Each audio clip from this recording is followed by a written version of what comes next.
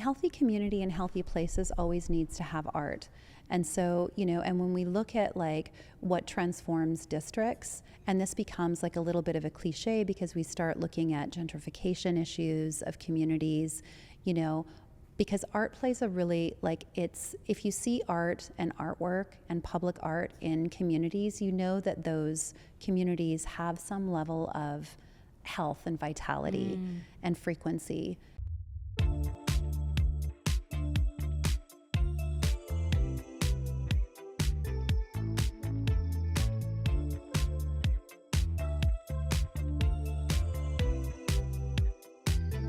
Welcome to Driving Impact. Hello, Driving Impact Hive. I'm super excited today to welcome you to Carmen Zella, who's the founder and chief curator at Now Art in LA. Welcome to Driving Impact, Carmen. Thank you so much for having me. I'm good. Yeah, this is exciting. I'm so excited. And I saw that you have Rue with you. She's here. She's normally with me. Yeah. She's ready. Ready. Well, Carmen, I wanted to jump in the thick of the topic today. I'm super excited to have you. And I've seen some of the amazing work that you do in LA and beyond. And I wanted to know, before becoming a chief curator, before founding Now Art and launching yourself in public art and in arts overall, how did you find your purpose? And what I mean by that is that oftentimes people go through transformative moments or even pivotal moments or sometimes chrysalis moments where they see the light or they get very inspired and they find their life purpose. What was that moment for you? So I really appreciate that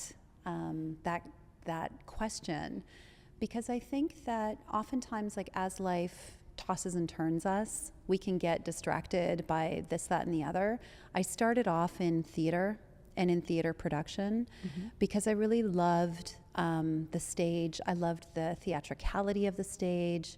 And so I was in London, England, and I was working at the Royal Court Theatre upstairs. There used to be an upstairs and a downstairs, and it's Peter Brook's theater.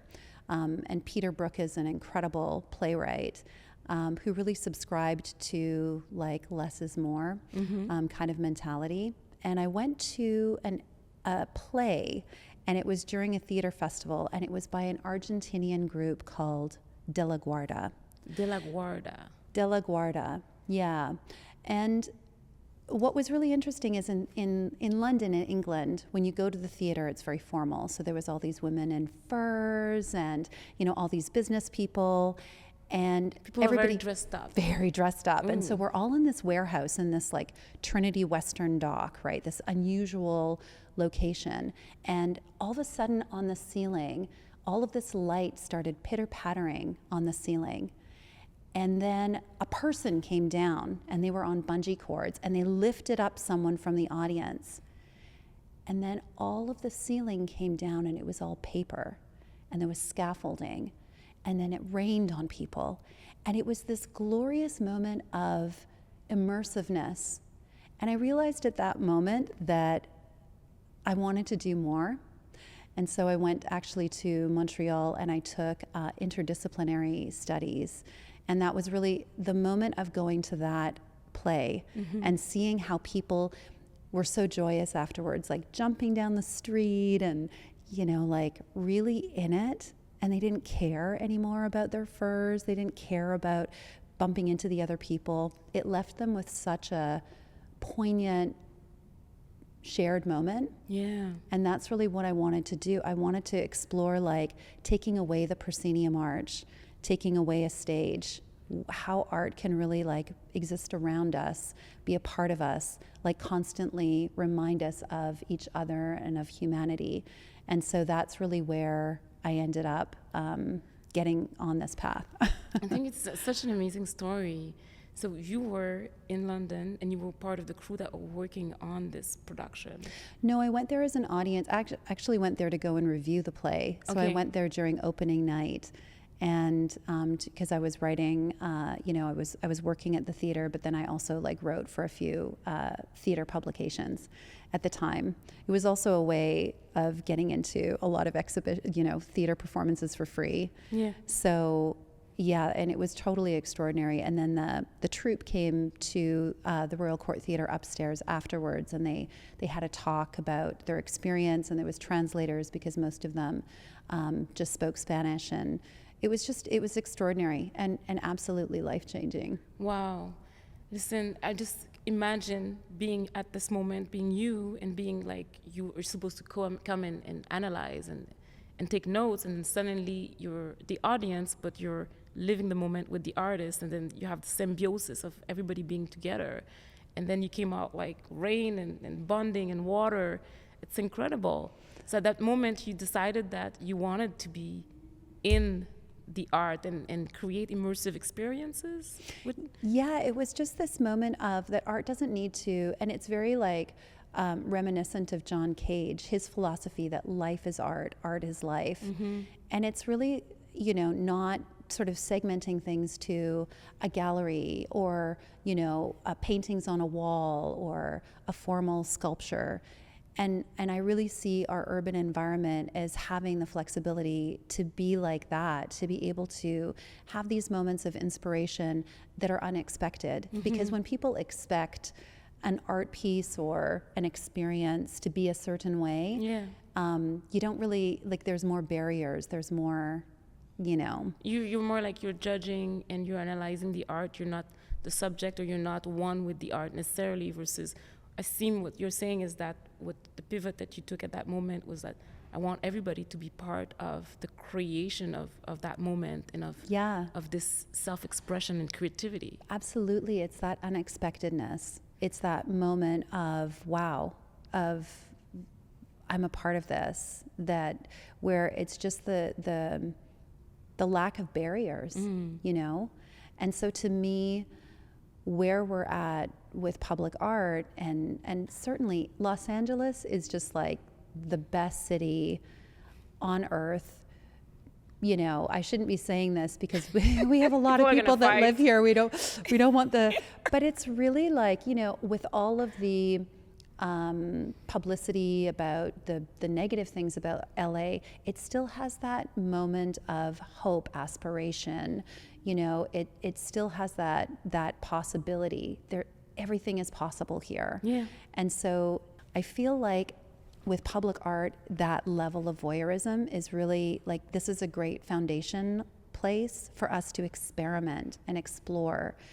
And I love the idea of the experimentation that the street can really, bring to artists and creativity, because it forces them to think in a different way when they're being site specific. It's also, when I think about all the cities that sometimes I would visit and there was public art, it's such a different way to discover a city. It's such a different way to discover yourself. And it's such a different way also to experiment what the artist's vision was, when you're not just a spectator, but you're actually in it. And so that's the moment that changed everything for you, when they came out of the sky. Mm-hmm. And then you were like, okay, I want to do more. And you said you went to Montreal to study. Yeah. Or like Montreal, I'm biased. I'm from Montreal. I love Montreal. I love LA. I love San Francisco as well. And so you went to Montreal. You decided to study interdisciplinary arts. Was it at Concordia? At Concordia. Yeah. Which is a great university for that. Yeah. My professor, Tim Clark, the students from that class have gone on to do extraordinary things. And the interdisciplinary program was really about like bridging disciplines. It's like, which I also love. It's like art is not just aesthetics or the act of, in terms of a formal practice in one way. It's like art and science, art and philosophy, art and anthropology, like really bridging these ideas together. Mm-hmm. And I think that's that was a very forward-thinking program, because, now in Los Angeles County, we're, and sort of like a trend in public art and in art practicing is really having the artist be positioned in different locations and in different areas of the city, like an artist being positioned in a police department, an artist being positioned, in terms of like all of these different departments. Mm-hmm. Because when you have an artist have a seat at the table, they see things differently. Yeah. A poet will see things differently and help kind of create different levels of expression. And it's really an opportunity for us in humanity when we start to really empower artists in our society. It really helps to drive innovation, not just creative innovation, but innovation, period. Overall. And it always keeps that perspective of humanity real. It's so interesting because what I think about when I hear what you're saying, having artists have a seat at the table and also getting them out of just the art gallery, but everywhere from the police station to different places, it changes the perspective of the people who visit the place, but it also helps the artists see their art in a different location. And overall, the diversity of perspective, whether you're like a scientist or an artist or a historian or a data mining engineer, I think it's important to have different people at the table to really evolve the conversation. I want to hear more about what you do, because I heard about one of the exhibits that got you to get an award. Best Creative Award is Luminex, which I looked online, and it looked so inspiring, and I don't know if it's coming back. I saw it was 2021, 2022, and I want to hear more about the experience of bringing and collaborating to bring Luminex in downtown LA. Yeah, so Luminex is really, I coin it kind of as my baby, because for me, I think Rue's going to be jealous. Yeah, she totally is. Well, she goes to Luminex also. Because coming from Montreal is a very art and tech advanced city, and also my study and practice in interdisciplinary art really explored a lot of, technology that's still being implemented today. And what I love about Luminex is that it really came out of the pandemic. Artists, all the art galleries were shut down. There was no access to culture and expression in the same way. And so we wanted to bring it into the streets. And there was, through the nation, there was a lot of examples of that. What makes Luminex so special is that we do it in downtown Los Angeles, and we partner with technology companies, but it's really an advanced art and technology exhibition. So we bring in artists that are, anywhere from very well acknowledged, like Rafik Anadol, to Leah Smithson, to Akiko Yamashita. So there's a lot of diversity that's reflected in the curation and the selection of the artists.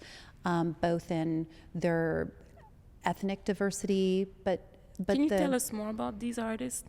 Yeah, absolutely. So we are coming back in 2024 in October. I'm excited. And I'll be there. it's incredible, because the lineup of artists that we have this year, which I can't reveal yet, is spectacular. They're well exhibited video artists, performance artists, multimedia artists, that are based in Los Angeles.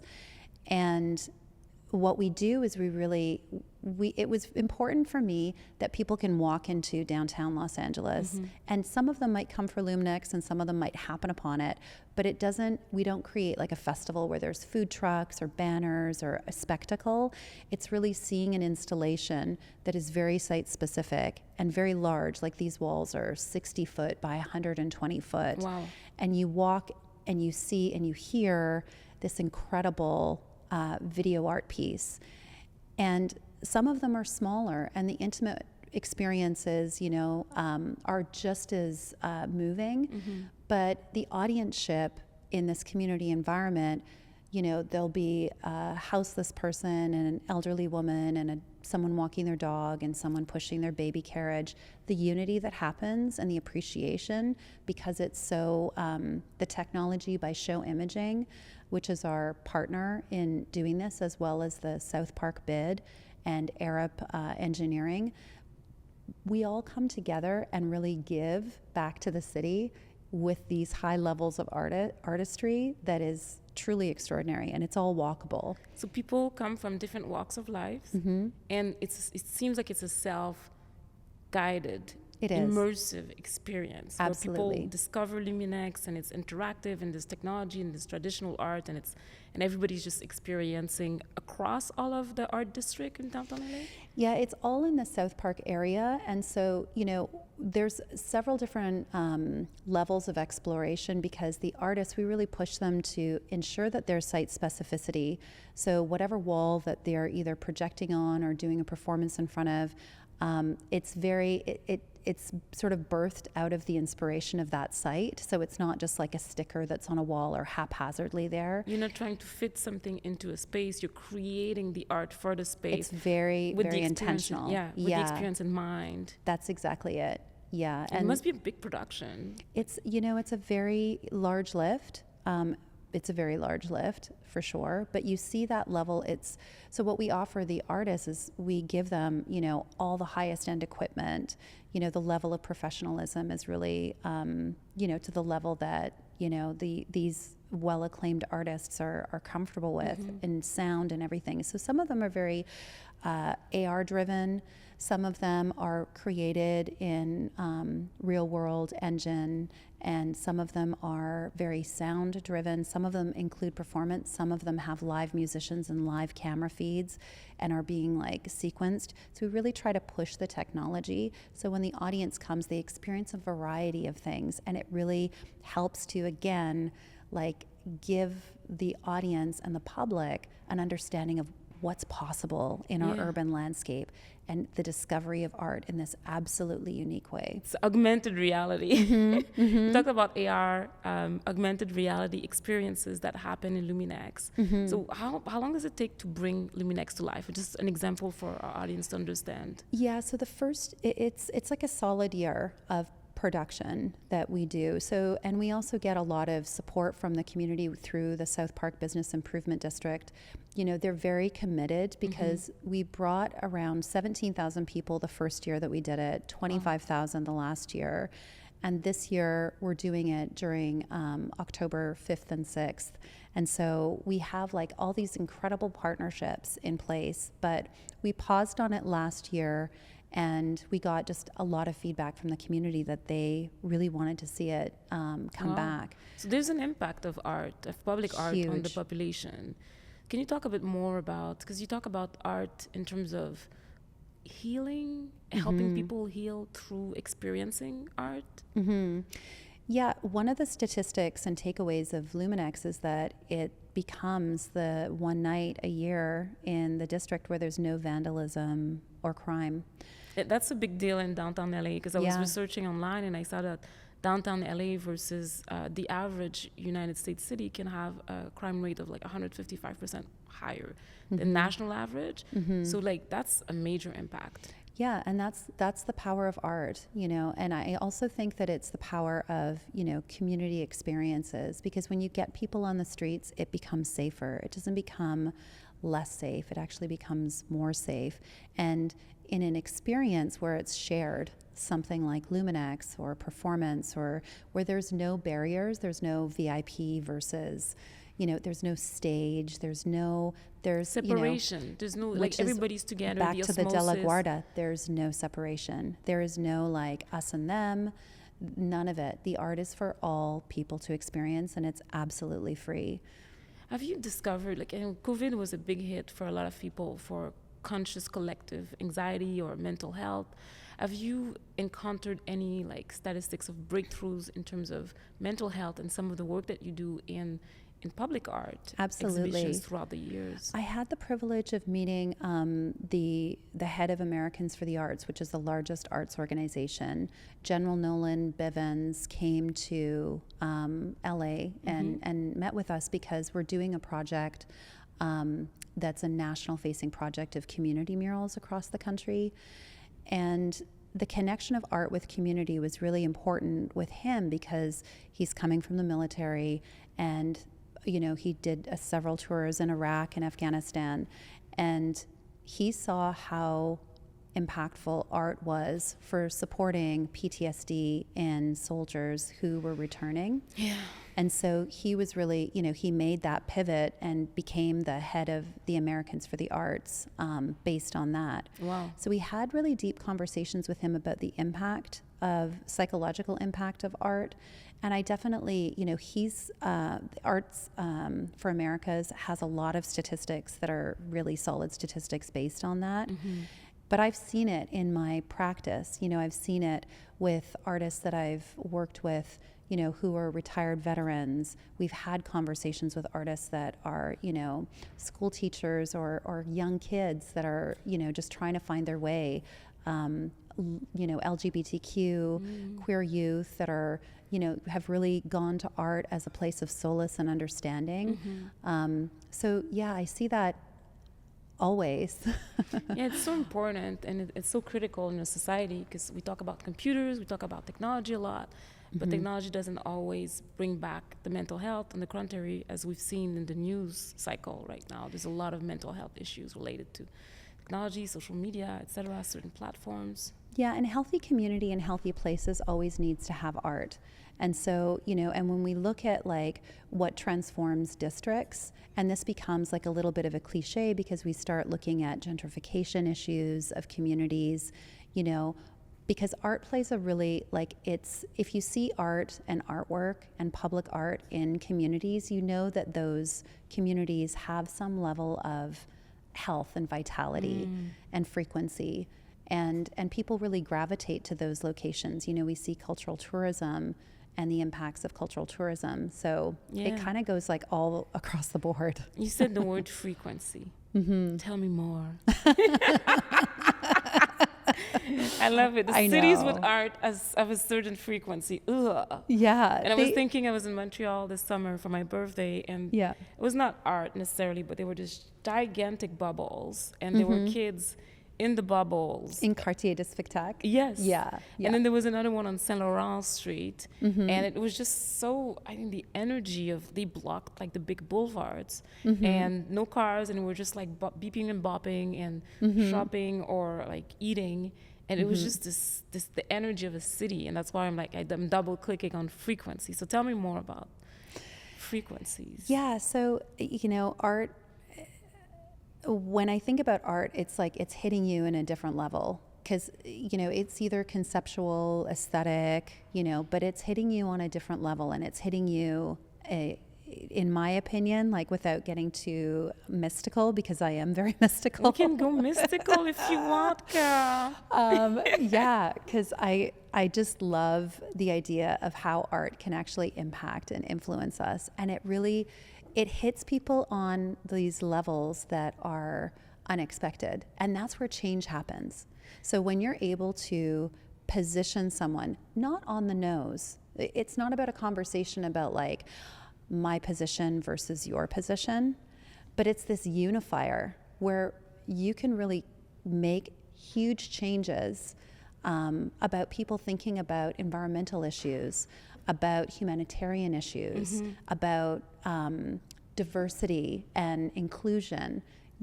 Art comes into play always. Music, theater, film, all of it. Like art has existed in history, right? It's been existing forever. When we think about Louis XIV and why they wanted to have music and why they wanted to have theater, because it's always been part of society. And I think it's part of our collective tissue. I like the idea of like a frequency, and people are doing cultural tourism. Are people probably looking for an experience, but also culture, but also an exchange of energy. An exchange of energy. And well put. Because thinking about the moment where you were in London and you had this transformative experiences, some experiences change your life, and they become very memorable, and it really has an imprint on your brain, and then you want to reproduce that experience. And oftentimes it could be art, it could be different types of experiences. Well, and like when we're thinking about AI, right, which is, art and AI is a thing. And what do you think about the future of art and the concept of AI? Because we had some guests who talked about creativity and AI and the future of art. I would love your perspective as a leader in the art scene. Yeah, I mean, there's a lot of artists that are including AI, like Rafiq. as a part of their art practice, but it's not the whole story. Graphic is a Los Angeles-based. Is it the Rafik Anadol is a Los Angeles-based artist. He's Turkish, and he uses AI conceptually. He creates this platform where it's like auto-generative imaging. And so he's done major retrospective or major pieces in MoMA, but he's really been widely exhibited around the world. So AI can be implemented in ways that are still where the artist is in control. They're not just, it's not the end story, it's a utility of a concept that's being created. And so in that way, I feel like, but if we were to think about, like, if we want art to really emotionally, change us or impact society, there still has to be a person on the other end, because there still has to be a concept, of a driving factor, and that's where humanity is always going to have a seat at the table, no matter what technology is being utilized as kind of like the end game. It's very interesting, because I was thinking with Midjourney and different tools, and there's an aesthetic of AI, 100% pure AI generated art versus a traditional artist. There's some, I kind of see it oftentimes, and it's a different, I don't want to say different vibration, but it's a different vibration. It's a different outcome. Some of it can look amazing. Some of it, there's always something that throws me off. But it's a tool, right? So when someone implements it as, like, not as a tool and as an answer, I think we feel that there is an energy drop. But if it's being utilized in a different way, because technology is, in my experience, it's allowing a lot of new opportunities. Like we talk about AR, public art can be very daunting and hard to do. In terms of like access, bureaucracy, cost, all of these things. Yeah. All of a sudden technology unfolds that we can do an augmented reality piece. So I can have a sculpture in the middle of Times Square, and I don't need to ask anyone. I don't need permission for that. But an artist can create it and envision it and have it on an AR platform, so you can see what they would want to actualize in space on your phone. So it helps prototype, visualize, create an experience without having to go through all the logistics and bureaucracy. So technology definitely like has some advantages, and I think as a new tool, AI, we're still learning and we're still figuring it out. But at the end of the day, our population is very critical. Certain social media platforms come and go. Yeah. There's never any exacts. I think that there's an opportunity that technology has that's interesting, and we shouldn't necessarily shy away from it, because we're never going to completely eradicate like hand created pieces, and that processing just becomes more and more rare and more valuable. I like your perspective, and I'm hearing, and you tell me if I'm hearing it right, you're leveraging AI and technology as a tool, as an enabler, as an augmentation, and sometimes it's like it helps you rapid prototype different experiences without having to navigate all the legalese to bring an idea to life, and then you can decide what you want to do with it.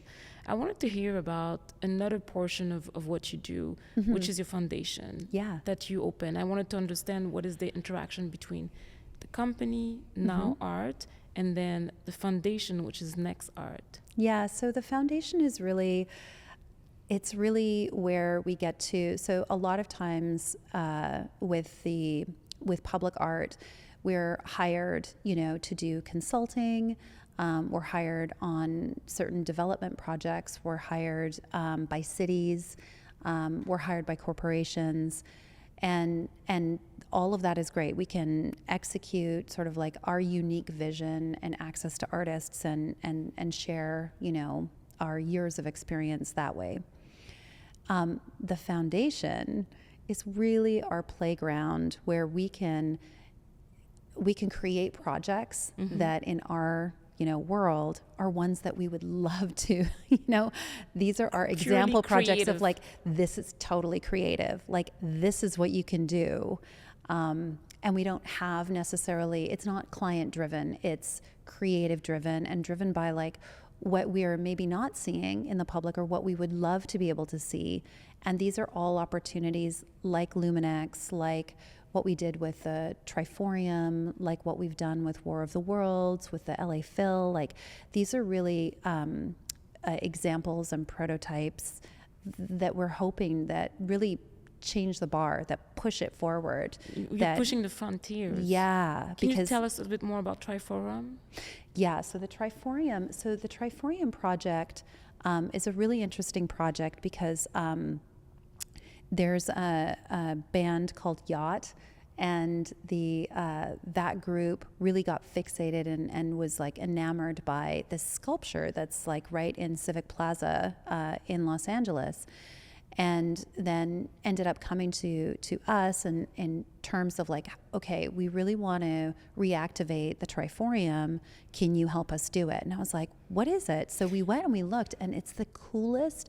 So this artist, Joseph Young, in 1975, created the first polyphenoptic sculpture. So it has this very Jetson kind of like, you know, you 70s. have to break it down for us. What yeah, polyphonics is. So this crazy sculpture that like is, you know, right there.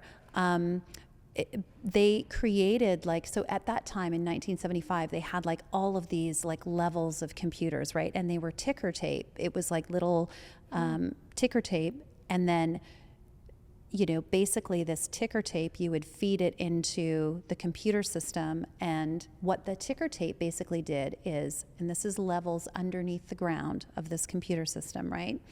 And above it is the sculpture with light. Okay. And so what happened was the artist wanted sound to generate different light patterns on the sculpture. So like the key of D, the key of B. So every time those keys were played, these bells would play in the same tone and the lights would change. That's so fun. So we ended up getting all this ticker tape, which was still like, you know, in boxes. The computer system had been dismantled, etc. And we had a computer archivist, to be able to like refigure out the programming. So again, with technology, we're able to put in an LED system. We have Ableton Live that can basically, any artist can play the music and it goes back to what the artist Joseph Young had originally envisioned. He could never execute it in 1975 because the technology kept breaking down. So it was like this failure, right? And at that time it was $7 million to construct it, which was a gigantic amount of money at the time for the city to have invested. This was supposed to be Los Angeles's Eiffel Tower, the Triforium. And now it's such an incredible vision. So the Joseph Young Foundation, his daughters, came to this exhibition that we did where we had all these musicians that were curated by Yacht playing, you know, Reggie Watts, like all these like great LA artists. And the Triforium responded in the way that it was supposed to because of the technology, and they cried. And all these people came and they were like, this is so cool because it's really like another expression of Los Angeles, right? Musicianship. That's incredible. Sculpture. Yeah. I think it's like 50 years later, technology is at a level that it can be done, and it's just a beautiful story of how in 1975 it was extremely expensive, the technology was not able to deliver, but now, fast forward to now, it's something that's feasible, and then you're the one bringing it to life. Which is amazing. The artist wrote all these philosophies about the future. It was like he was very passionate about this piece. And now we can do it with technology. We could have even done it with a phone. That's incredible. That's a beautiful story of how technology can accelerate some of the different types of immersive art experiences. And I wanted to thank you for sharing that story. I wanted to hear your story because you're an entrepreneur. You're a philanthropist, and I know it's not always easy to be an entrepreneur. And then on top of that, you're in art and you're a woman. I wanted to hear about what helped you, or did you have any pivotal moments that told you, I'm going to create this company, now art, and I'm going to do it, and I'm going to create that business, and then I'm going to open a foundation. Because there's a lot of people who might want to follow your path and maybe don't have the courage or structure of, I know you went to Concordia, but how did you do it all? Yeah, so, when you're in the arts and you're creative, you hit a lot of roadblocks, and then you pivot and you change. But what's important in those pivots and changes is to never lose your focus. If you're going to be a plumber, be the best plumber. If you're going to be a musician, be the best musician. So even though there's bumps along the way. And so for me, it was just seeing an opportunity, because I still think that public art has a big future ahead of it. And I think we're just at the moment that it's really going to start kicking off. I don't even think that half of what we can explore in public art, we're exploring, because we see such an appetite for it, and we see such a hunger for humanity and art in our everyday lives across the board. So why not see it in physical space? Mm-hmm. And so that was really something when the street art revolution happened. And I call it a revolution because it was really like that moment where all these artists were going onto the street. They weren't, always being asked permission. They were not always educated in art. It was being adjudicated by the public itself. That really started to break down a lot of like these barriers, these formal barriers. Silos. And at that moment I was like, man, my punk rock side just like really kicked in, and I was like, man, there is just an opportunity for us to keep pushing this mm-hmm. and to keep exploring this. And we really need to have an advocate on that side to be able to say to, developers and cities, be an advocate for the artists and for these opportunities, make them more accessible. So really, if I was to say what my ultimate mission is, it's really to be able to help artists to be able to find spaces and break down a lot of these barriers to accessing public art. And I just keep seeing it, so that's what keeps me doing it. Mm-hmm. And that's what keeps, I think, my organization having a uniqueness. Yeah. Because we kind of straddle like the formal bureaucratic world and the world of art. The mm-hmm. world of art and the world of not-for-profit as well. Mm-hmm. Have you faced any different barriers because you're a woman in the world of art? Yeah, it's not quantifiable, but I do think that it's actually, it's given me a seat at the table, I think, in some ways, and in some ways it's potentially not. So I feel like, as a woman, when it is a man's world, especially like in city building and urban planning, there's a lot of men. There's a lot more women now, mm-hmm. And there continues to be. But in architecture, and that's like a huge part of public art is having like the interface between that. I think being a woman has really helped because I'm not threatening. In the same kind of way. I think that there's like an understanding that I'm going to bring a different vantage point to the table. And I think they really want a feminine perspective on these sort of like very, sort of masculine facades. I think that we can, as women, really be compelling and weave together that harmonious understanding of formal structure mm-hmm. and artistry and creativity. So that's so interesting because mm-hmm. what I'm hearing is that you brought a lot of harmony, collaboration while being a trailblazer, mm-hmm. but you did it in a way that people didn't feel threatened and they wanted to join in your mission. Because it feels like it's a movement. And I don't know how far, what's next for Now Art or Next Art in terms of like, you're in LA, are you planning on expanding further? Yeah, I mean, Los Angeles has a really, great, forum because we have the World Cup coming in 2026. We have the Olympics in 2028. And there's just like so much energy in the city right now on so many different levels. And I think that, yeah, definitely we're going to be, we have projects at the table, but, these opportunities, what I'm really driven to do And I had a conversation with an artist, Elizabeth Turk, who's an incredible artist, and she creates activations and is doing them on large scale as well. And I was in this conversation with her, and I was like, at a moment where it feels like divisive, it's not. I mean, America, as a Canadian, I always have a little, but I'm been here for over 20 years. Yeah. And I just think that there's this unifying moment right now that while the media is, working to separate us or divide us and polarize us, we can counter that with these incredible unifying art experiences. And so I love technology. I love the possibility of just continuing to do the work and to meet the artists and to meet the people and to work in public art, because there is going to be a project that comes out of all of this that really showcases and regains that spirit that we need to be reminded of.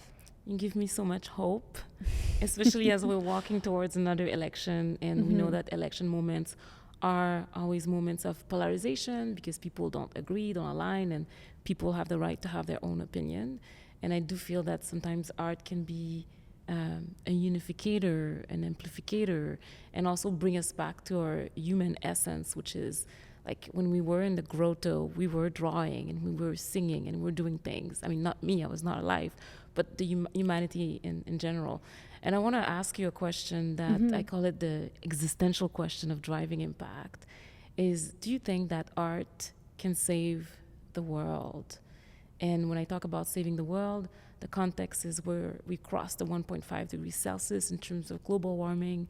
We have a lot of people talk about AI scaries, and a lot of like the AI could potentially threaten what's real and what's not real on the internet. And we talk about global warming and et cetera.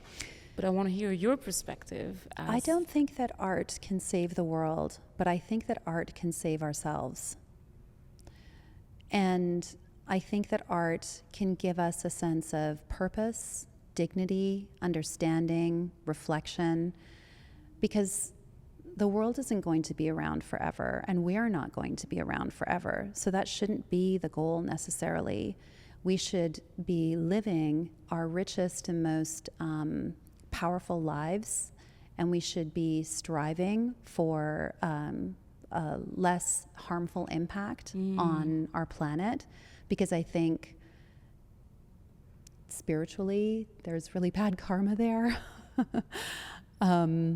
And it doesn't help when we have children to think of the degree of harm that we're doing. Yeah. It can help our consciousness, because it can help our understanding. It can share levels of education. It can reunite us together and do it in a way that I think will alleviate a lot of suffering that we have currently on the planet. And thank you for sharing that and for saying that. And I have a 4-year-old son, and you also have a 6-year-old? 5-year-old, yeah. 5-year-old. And how, like, from the perspective, I know when I gave birth to my son 4 years ago, I was in Beverly Hills, and I was leaving the hospital, and he was like 6.9 pounds. He didn't fit in the car seat. And then the only thought I had was, how am I going to protect my son from the world? Mm-hmm. Which is the weirdest thing, because it's just that he was so small, and I just was my first and only child. From the perspective of a mother, like when you look at the future, what are your thoughts? Like, I know you're leading with art and transformation, but what are your thoughts thinking about your child 13 years from now? What legacy would you want to give?